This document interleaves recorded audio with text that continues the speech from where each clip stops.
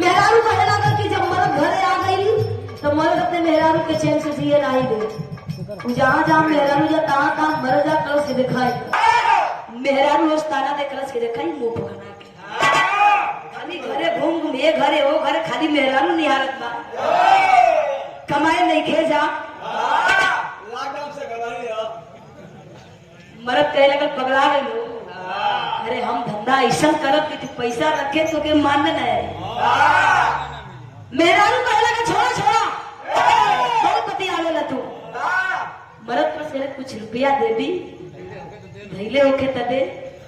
तो मेहरारू बेचारी कोई से कर्जा ले सब नहीं हरे पैसा मंगौलस। गुरुजी यादव जी के दे देलस। यादव जी पैसा पौलन तुरंत नयाव देखलन ना ताव देखलन तुरंत जाके मछली पालन खोलन जाके गढ़ी में मछली डाल लेलन और रोज अगोरे लगलन करन की जब बड़े बड़े हो जाएंगे तब बाजार में चली पैसा आई अंकल मलकिन करने की जाए मुझे ये तो के बिजनेस मिले खाया पन्ना कटावत बड़ा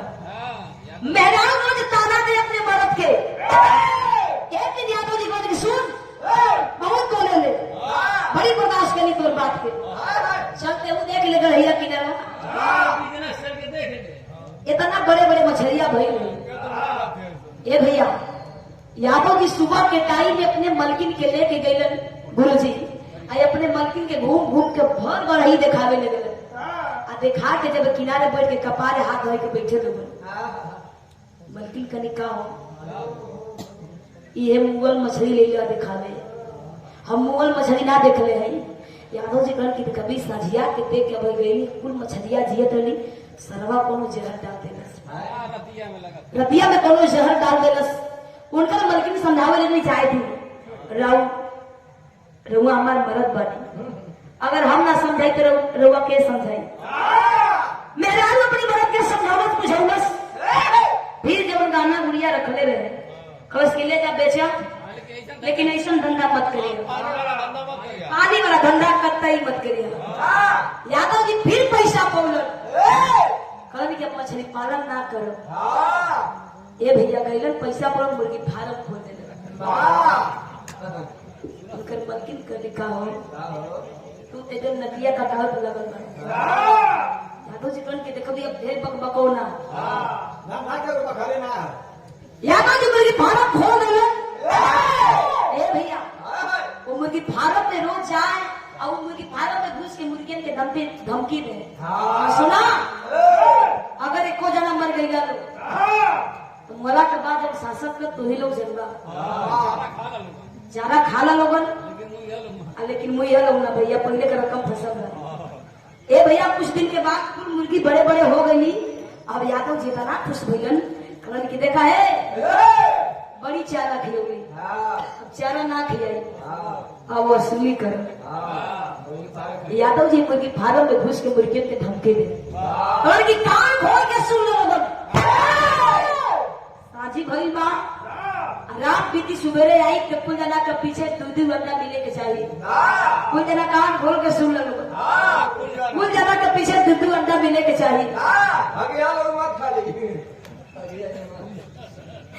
यादव जी धमकी दे के गैलन सुबेरे अलन एकदम आंख नीचे तो वही मुर्गी फार्म पहुंचलन आ खोललन गैलन वही मुर्गी फार्म में भैया देखलन ना कुल मुर्गी के पीछे दूध अंडा वाह और हमारो डर मुर्गी मानत है से मानो ये लोग गुरु जी के देखी हम कल अब हम मुर्गी फार्म के बात होता यादव जी कह रहे कि कुल मुर्गी हमारा डर मानत है कुल मुर्गी के पीछे दूध अंडा देखलन लेकिन जो बिचवा गुजर की पखिया वाली जाए उजर की पखिया बिचवा पे चल रहे उजर की पखिया वाली ओकरी पीछे ये गोंडा देखल भड़क लड़का रे तू कहाँ ये वो दे ले तो के ना कर ले तू को देवे के कहीं ये को दे ली हो तू देवे ना कहले होती लेकिन देवो कहीं दे को दे ली उम्र की कह लगले यादव हां कैसे कम जरूरत ना है जब पहले लेके जाई फिर ऐसा गलती ना हो फिर आके तू को मिले कर की ना कहीं ये को दे ली हो तू देले होती तो 2 को देले होती, नहीं नहीं ये देले होती, लेकिन काहे एगो देली हो। यादव जी कहे लागल, यादव जी से मुर्गी कहे लागल के यादव जी देखी डर ऐसा चीज होला जौन ना हो तो हो जा, कौन की नहीं की जाने काहे एगो देली है बता। मुर्गी कहे लागल के यादव जी डर ऐसा चीज होला ये को पौने बनी लेके जाए कौन की ना काहे एगो देली हो।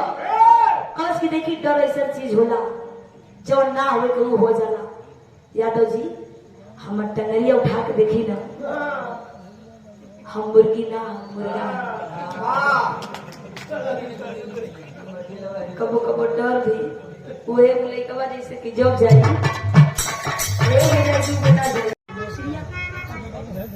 और ये देखे ये सुंदर पुष्पहार देकर के और ये बहुत बहुत देकर के सम्मान की फिर आपकी बहुत अच्छी गायिका प्रिया पौपुरी जी जैसे पहले लगा तिलका माधुरी जी उनके अपनी सभी शैली से कहत बबलू जी कैसे